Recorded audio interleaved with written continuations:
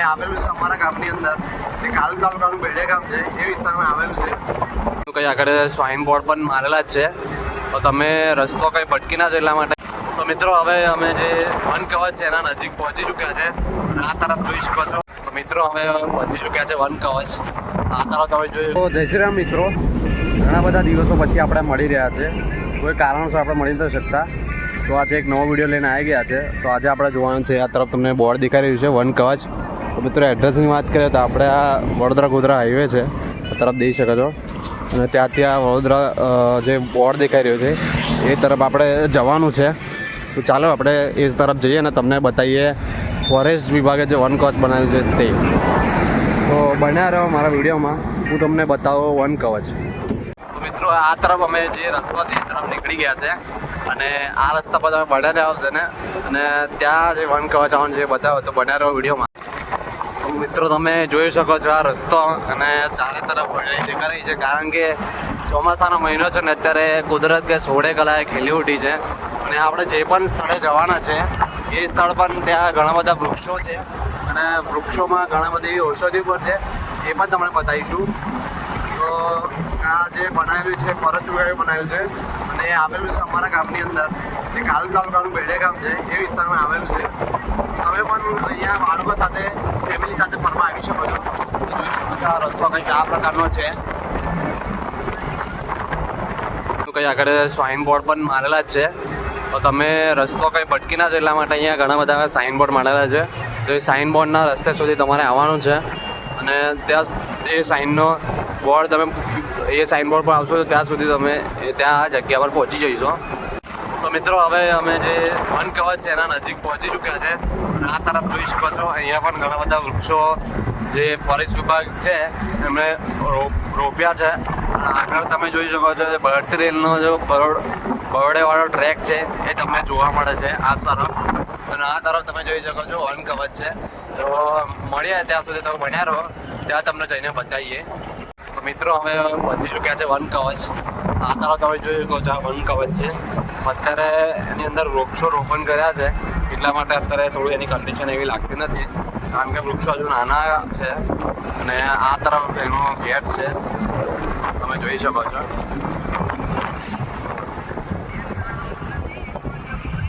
આ તરફ એનો ગેટ છે, જોઈ શકો છો.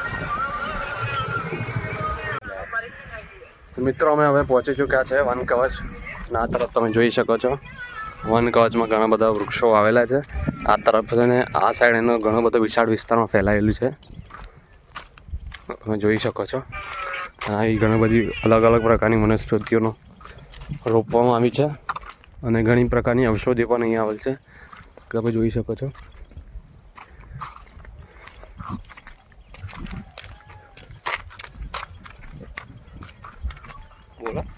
તમે અહીંયા આવી શકો છો ફેમિલી સાથે પણ, બાળકોને લઈને પણ પિકનિક આવી શકો છો.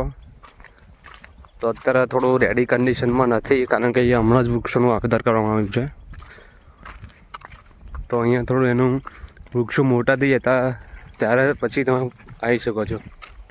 તો મિત્રો તમને બતાવીશું અહીંયા જે વન કવચ છે વિવિધ પ્રકારના વૃક્ષો પણ આવેલા છે, અને આખો વિસ્તાર તમને એક્સપ્લોર કરાવીશું. તો આ તરફ તમે વરસાદ થયો તો તાપના કારણે અહીંયા તમે ફરવા આવો તો અહીંયા જે બેસવા માટે જગ્યા બનેલી છે અહીંયા બનાવેલી છે, એક અહીંયા છે, એક પેલી સાઈડ તમે દેખી શકો છો, અને એક આ તરફ બનાવેલી છે. અને આ તરફ સામે તમે જોઈ શકો છો એ રેલવે ટ્રેક છે, ત્યાં રેલવે પસાર થાય છે 10-15 મિનિટ પછી, કે અહીંયા વડોદરા અને દાહોદ લાઇનની જે રેલવે લાઇન છે તે છે. ને અમે પણ અહીંયા પહોંચી ગયા છે કે તમને આ જગ્યા છે એક્સપ્લોર કરાવીએ અને તમે બતાવીએ. તો તમે પણ થોડા ટાઈમ પછી અહીંયા ફરવા આવી શકો છો. અને અત્યારે થોડું એની કન્ડિશન થોડી એટલી બધી તો સારી નથી, પણ આવી શકો છો તો ફરવા ટાઈમ હોય તો. અને રજાના ટાઈમ અત્યારે કેવું હોય વેકેશન ટાઈમ થોડો ઘણા બધા તહેવારો આવવાનો છે, તો તમે બાળકો લઈને પરિવાર સાથે ફરવા આવી શકો છો. કંઈક આ રીતનું છે, જોઈ શકો છો. આ ઘણા બધા વૃક્ષો આવેલા છે, પેલો શાક છે, ઘણી બધી ઔષધિ પણ છે અહીંયા. એ મને જો ખબર હશે તો તમને એના વિશે માહિતી આપતો જઈશ. જોઈ શકો છો આ તરફ તમે અહીંયા બેસવા માટે પણ બનાવેલું છે, અહીંયા તમે આવીને બેસી પણ કરી શકો છો, આરામ પણ કરી શકો છો, અને સાથે ભોજન લેવા તો ભોજન પણ સાથે લઈ શકો છો ત્યાં આગળ.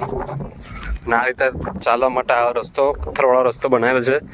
આખા વન કવચમાં ત્યાં ફરી શકો છો તમે, એટલા માટે આ રસ્તો બનાવેલો છે. આ રીતનું કંઈક છે એનો વિસ્તાર. અને આખે જે વન કવચ છે એના ફરતે આવી દિવાલ બનાવી છે. લાખો વિસ્તાર એ વન કવચની અંદર લાગેલ છે. તો તમે આવી શકો છો. અને ત્યાં પણ જે એક બેસવા માટે જગ્યા બનાવેલી છે. અને કહેવાય ને કે સરકારે સરસ મજાની વ્યવસ્થા આપણા માટે કરેલી છે. અને જો તમે અહીંયા ફરવા આવો છો તો મહેરબાની કરશો કે અહીંયા કોઈ પણ પ્રકારનો કચરો તો નહીં ફેલાઈએ આપણે. અને અહીંયા જે વૃક્ષો છે એ વૃક્ષોને આપણે હાનિ તો નહીં પહોંચાડીએ, કારણ કે આપણા માટે જ છે. અને વૃક્ષો આપણને ખબર છે કે આપણને ઓક્સિજન આપે જ છે. તો કોઈ પણ વૃક્ષો આપણે કંઈ હાનિ નહીં પહોંચાડે. અને ઘણા બધા વૃક્ષો આવેલા જ છે. અત્યારે એનું વાવેતર કરેલું છે, તો તમે જોઈ શકો છો આ રીતનું.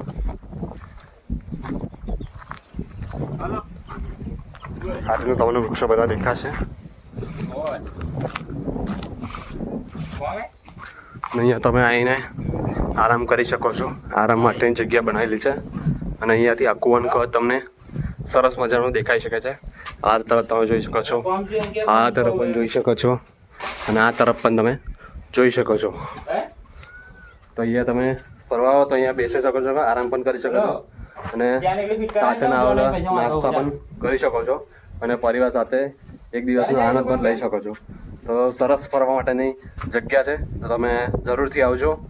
અને આગલો વિડીયો પણ આપણે જઈશું કંઈક એ વોટરફોલ જોવા માટે. તો વિડીયો થોડો લેટ આવે એના માટે હું તમને દુઃખ વ્યક્ત કરું છું. અને આવતો વિડીયો આપણે એક અઠવાડિયાની અંદર આવી જ જશે. તો વિડીયોને ગમે તો વિડીયો લાઈક કરજો અને તમારા મિત્રો સુધી પણ પહોંચાડજો. અને ચેનલને સબસ્ક્રાઈબ કરી લેજો.